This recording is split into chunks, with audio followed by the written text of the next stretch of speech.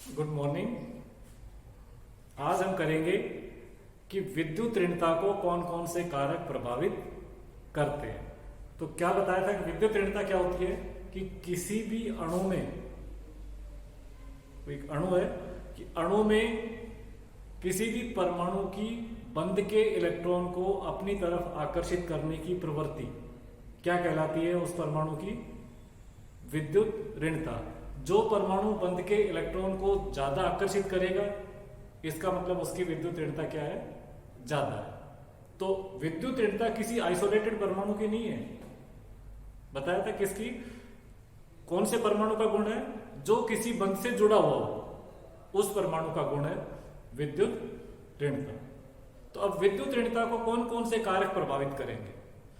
अब इसमें सबसे पहला हमारा प्रभावी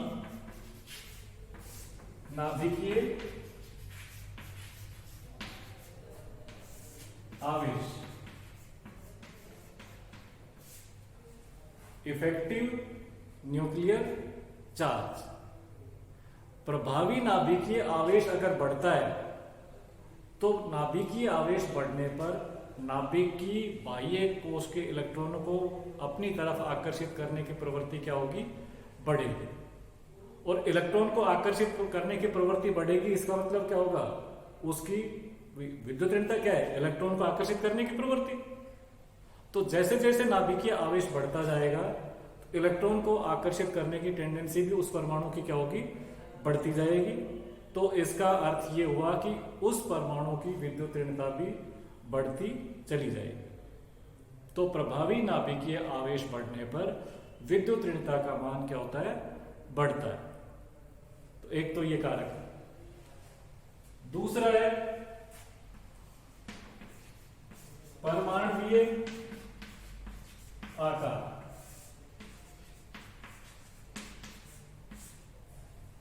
परमाणु का आकार, परमाणु का आकार जैसे जैसे बढ़ेगा, नाभिक की इलेक्ट्रॉन से दूरी क्या होगी?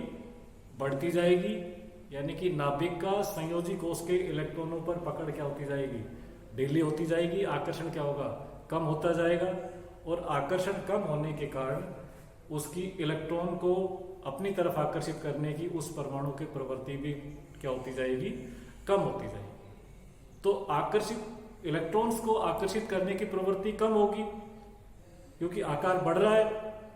नाभिक और इलेक्ट्रॉन्स के बीच की दूरी क्या होगी? बढ़ती जाएगी। तो इलेक्ट्रॉन को आकर्षित करने की टेंडेंसी भी उसकी क्या होती जाती है? कम होती जाती है। तो परमाणुीय आकार बढ़ने पर किसी भी परमाणु की विद्युत ऋणता क्या होगी? कम घटती जाएगी उसी रेशो में। जैसे जैसे आकार बढ़ेगा, विद्युत ऋणता घटती जाएगी। तीसरा है ऑक्सीकरण अवस्था।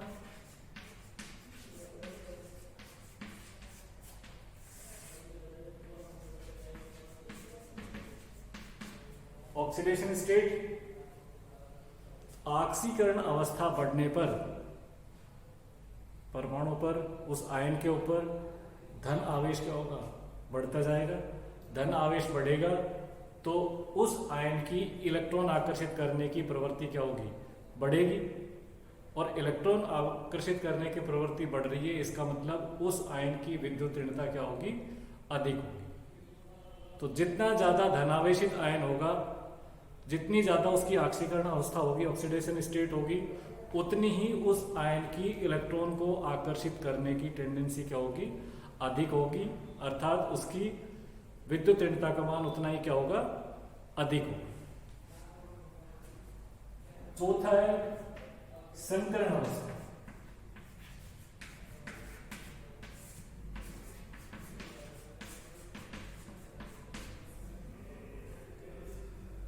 संकरण अवस्था में जिस संकरण में एस कैरेक्टर जितने ज्यादा होंगे, उतनी ही उस परमाणु की विद्युत ऋणता होगी। एस कैरेक्टर, एस लक्षण बढ़ने पर विद्युत ऋणता का मान क्या होता है? बढ़ता जाता है। जैसे एस की संकरण है,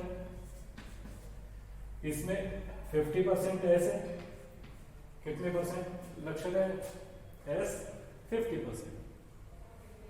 sp2 है, परसेंट S कितना है इसमें? 50% है। इसमें कितना है?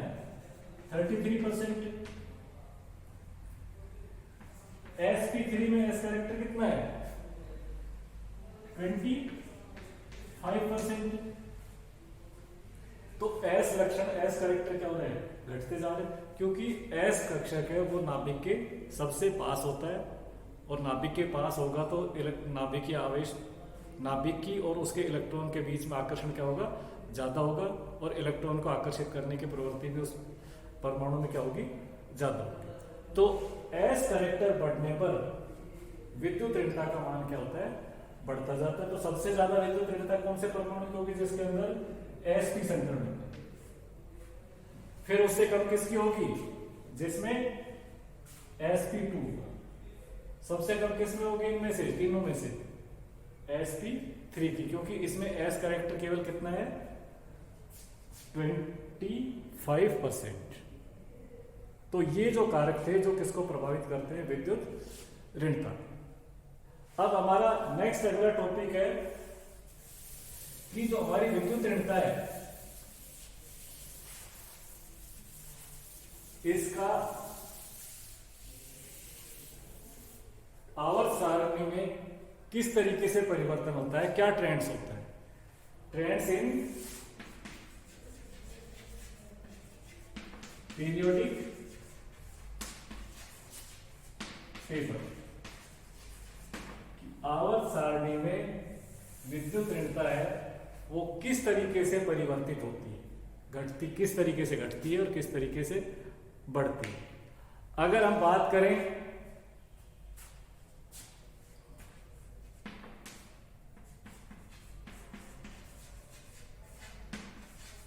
पीरियड्स की, आवर्त की,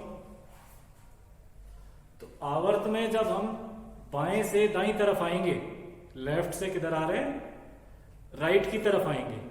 तो लेफ्ट से राइट की तरफ आएंगे तो हमें पता है कि प्रभावी नाभिकीय आवेश क्या होता है? बढ़ता है। और प्रभावी नाभिकीय आवेश अगर बढ़ेगा तो क्या बताया था कि प्रभावित करने वाले कारकों में विद्युत ऋणता कौन कौन से कारक प्रभावित करते थे? उसमें बताया था कि प्रभावी नाभिकीय आवेश, कि प्रभावी नाभिकीय आवेश जब बढ़ता है तो उस परमाणु की इलेक्ट्रॉन को आकर्षित करने की प्रवृत्ति भी क्या होती है? बढ़ती है। तो जब हम लेफ्ट से राइट की तरफ आएंगे आवर्त में, तो प्रभावी नाभिकीय आवेश बढ़ने के कारण उस परमाणु की विद्युत ऋणता का मान भी क्या होगा? बढ़ेगा। तो लेफ्ट से राइट जाने पर परमाणुओं की विद्युत ऋणता का मान कंटिन्यूअसली क्या होगा? बढ़ता जाएगा। तो ये तो ट्रेंड किस में रहेगा? हमारा आवर्त में। अब अगर हम दूसरा किसकी बात करें? ग्रुप्स में।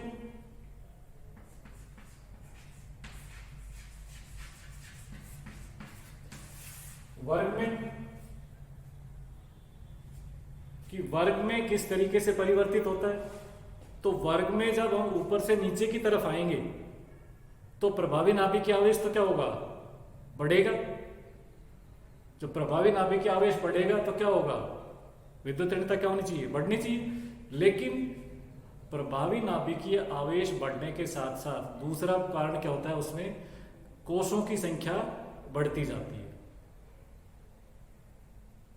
सबसे ऊपर अगर प्रथम आवर्त की बात करें तो वहां एक कोष होगा, फिर उससे वर्ग में, उससे नीचे वाले में आएंगे 2 कोष होंगे, उससे नीचे आएंगे 3 कोष होंगे, फिर 4 कोष होंगे। तो जैसे जैसे कोषों की संख्या बढ़ेगी, कोषों की संख्या बढ़ने पर क्या होता है? उस परमाणु का, उन परमाणुओं का साइज भी, आकार भी लगातार क्या होता है? बढ़ता जाता है। और आकार बढ़ेगा तो नाभिक की और इलेक्ट्रॉन्स के बीच की दूरी क्या होगी? बढ़ती जाएगी। और नाभिक की और इलेक्ट्रॉन्स के बीच की दूरी बढ़ेगी तो इसका मतलब क्या हुआ कि नाभिक की और इलेक्ट्रॉन्स के बीच की दूरी बढ़ी तो इलेक्ट्रॉन को आकर्षित करने की प्रवृत्ति क्या होगी? कम होगी। तो इलेक्ट्रॉन को आकर्षित करने की प्रवृत्ति कम हुई, इसका मतलब उसकी विद्युत ऋणता का मान भी क्या हो गया, कम हो गया। तो वर्ग में जब हम ऊपर से नीचे की तरफ आते हैं तो परमाणुीय आकार बढ़ने के कारण विद्युत ऋणता का मान क्या होता है, कंटिन्यूअस, लगातार कम होता है। तो अब अगर हम आवर्त में बात करें तो आवर्त में सबसे पहले कौन सी है, क्षारीय धातु।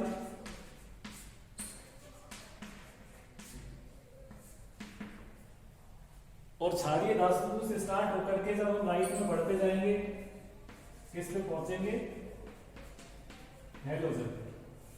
तो प्रभावी नाभिकीय आवेश लगातार क्या हो रहा है, बढ़ता जा रहा है।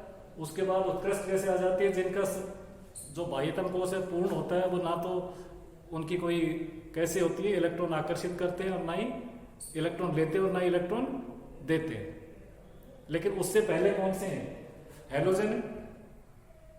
तो क्षारीय धातु से जब हम राइट में जाएंगे आवर्त में, पीरियड्स में, तो प्रभावी नाभिकीय आवेश लगातार क्या होगा, इसमें कम होता जा रहा है। तो प्रभावी नाभिकीय आवेश लगातार क्या हो रहा है, बढ़ता जा रहा है। तो सबसे अधिक प्रभावी नाभिकीय आवेश कहां पर होगा, इन हैलोजेंस में, फ्लोरीन, क्लोरीन, ब्रोमीन, आयोडीन, इनमें।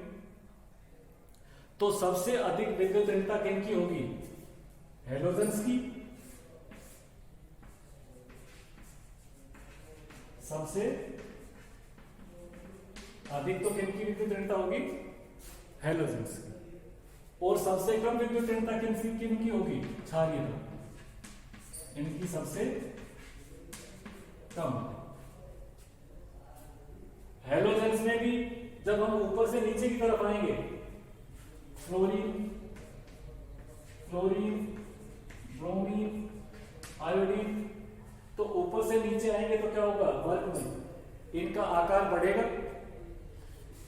आकार लगातार क्या हो रहा है, बढ़ता जा रहा है। तो आकार बढ़ने पर विद्युत ऋणता क्या होगी, कम होती जाएगी।